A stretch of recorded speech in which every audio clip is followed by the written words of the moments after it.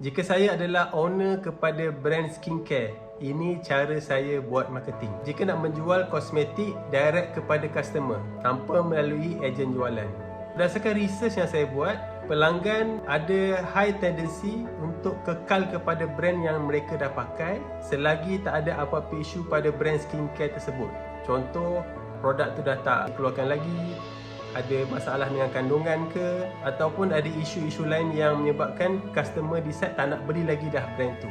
So bila saya tahu insight tu, saya faham bahawa ini adalah game LTV, long time value kepada customer. So maknanya nilai satu customer dalam skincare adalah sangat berharga. So bila habis dia akan repeat beli.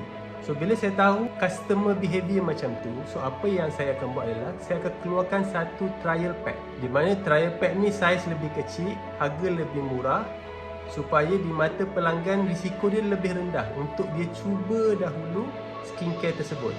So bila dia dah beli benda tu, dia pakai, dia suka, barulah dia akan pergi kepada produk yang normal size.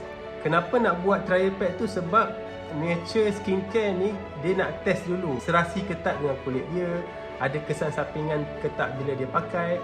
So benda-benda tu dia nak test dahulu sebelum dia nak keep beli dan beli dan beli. So saya akan gunakan strategi tu.